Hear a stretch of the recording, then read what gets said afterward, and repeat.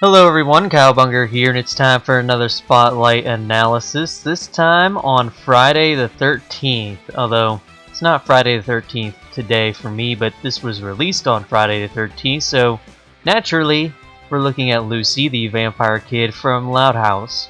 What new tricks does Lucy have up her sleeves, and what treats do we have in store? Let's find out. Lucy has a new running animation, but she's keeping this coffin attack here. This is the vampire variation of the teleport move from the first game, not the down strong. Here we see an animation where she looks at a card, is excited, and then points. Then she teleports. This could be a taunt or idle animation. Here we see what is likely a new strong down aerial where she plummets downwards with a weapon that has a tip in the shape of a spade. Then she flies upwards with bat wings. This is a new move that will be explained later. Here she leans backwards and then shows a scary face. The lean is likely an idle animation while her scary face is a taunt. Here we see a new move where Lucy uses bat wings to attack behind her. This is likely a light back air. Then she does this little spin that's likely a light neutral air. Then she rubs some kind of orb and a projectile comes out before she teleports. I've never watched Loud House, so I don't know what this is referencing, but we do get to see all of her specials in the spotlight, so that leaves it to be one of her normal attacks, probably up light. And yes, I am noticing her new costume here, I'm sure you are too. She seems to wear this in a couple episodes of Loud House. Here we see her bite is back. This one seems to be the vampire variant. So that means Lucy's multiple stances are back, and her specials are affected by which stance she's in, just like in Nickelodeon Brawl 1. Here is her up strong. Then that is another move there where Lucy is getting carried by a ghost. And then this seems to be her strong up air. It seems like you can use this move to stall yourself in the air just a little bit. This next clip shows another costume where she wears a helmet from the episode Head Poet's Anxiety. She does a light back air into a slime cancelled dash attack, into uplight, into another new projectile move. The dash attack looks completely new, and as for this projectile attack, I'm thinking it's likely a forward light. The projectile sends towards Lucy so she can follow up, but before she does, she reads a book here. And this is her down special. When she reads it, she glows red for a second and then grins. Again, it will probably be better to explain this move when it's showcased later in the spotlight. To continue, Lucy does uplight into what is likely her strong neutral air, since it was just that in Nickelodeon Brawl 1. When Lucy double jumps, she has bat wings here. It wasn't said in the spotlight, but a tester who also puts these spotlights together to FAR has stated that Lucy is another character who is able to double jump cancel. If you don't know what that is, it is covered in Squidward Spotlight. Just before the clip ends, we see Lucy do what is likely her light up air. Alright, so the book rating thing is now her down special. And that seemed like a jab there. This is the new way that you will switch between your different stances now. Before you did that by using neutral special, the bite. And this is a welcome change. So, as a basic rundown, Lucy in her normal stance is an all-arounder, her ghost stance is more of a lightweight rushdown, and her vampire stance is a slower, heavy hitter. There's more to these forms that meet the eye, even beyond what was explained within the spotlight. I'll go over things I notice as the video goes on. Here's Lucy's down strong, the same as ever. Here we see a comparison of all the stances in their run speeds. Vampire is the slowest and Ghost is the fastest. Here's back throw and a new section of the Loud Castle stage. Lucy switches stances to vampire form and then does a move where she presents a statue of Dracula's head, I believe. Now, this is pretty different than what we've seen before. The interesting thing about it is that it seems to have the same startup animation as her forward light from before. I do think this is still her forward light. I think her different stances now affect some of her normal attacks along with her specials. So in ghost form, she'll be throwing out balls of energy for her forward and up lights, and when she's in her vampire stance, she uses this statue for her forward light instead. We'll have to keep an eye out if she does any of these tilts we haven't seen from her normal or vampire stances later. But yeah, it seems like the ghost form gives you some longer range projectiles for her tilts compared to the vampire mode at least, but this statue head does seem to have an interesting property. Lucy drops it and it disappears when it hits the ground, so I wonder if it can be used like Villager's bowling ball off the stage. Alright, moving on, we actually learn here that her vampire stance is actually a bit lighter than her normal stance.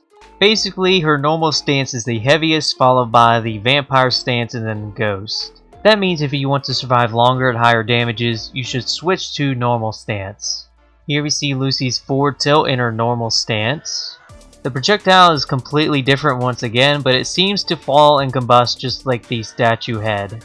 After that, we learn that pressing down special twice allows you to switch back to your previous stance, so that's nice.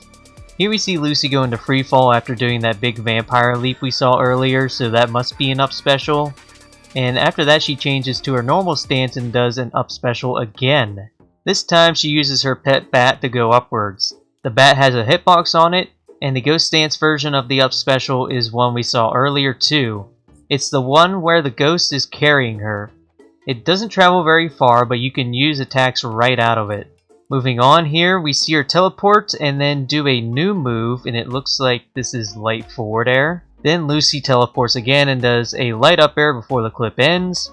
Now we've got light neutral air, slime cancel, into what is actually, if you take a closer look here, a stance change right here, and then she uses her teleport.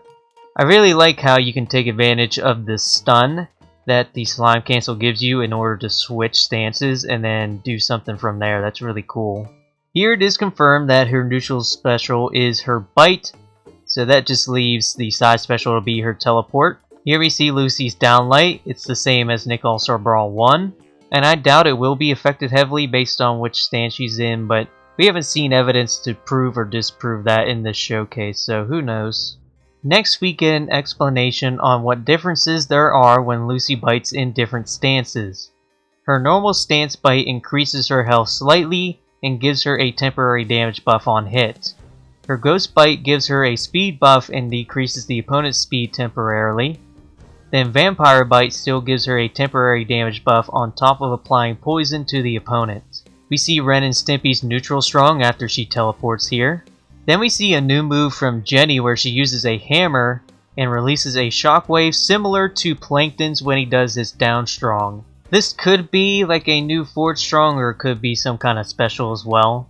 Here I think we see a downlight from Daggett. After that, Lucy teleports, does a slime cancel into another move here where she kind of pulls out a skull and swings it forward. This could be her new neutral strong, but I'm not sure. Now we see the differences between each teleport. The normal stance teleport has a hitbox at the start and end of the move. It seems good for comboing as long as you slime cancel on hit. Her ghost teleport has no hitbox at any point, but to make up for it she can act out of it quickly. Finally, her vampire teleport does not have a hitbox at the beginning, but she will reappear in a coffin, giving the move more range and knockback. Here's some evil laughter. I think this might be an idle animation. Here is her light down air. Kind of scoops people up, that's interesting. Next we get to see a big combo, which honestly, it might start with a footstool here. I really can't tell. I hope not. I don't really like footstools that much. They're okay, but I don't know, sometimes they cause a mess. But at the end of this clip, we see a special property for her aerial down strong, which is that you can bounce off of people with it, as you can see there. This clip here shows her doing it 3 times on Patrick.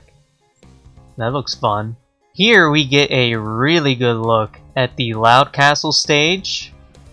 Oh, and up here, there's Lincoln Loud, right at the very top window there.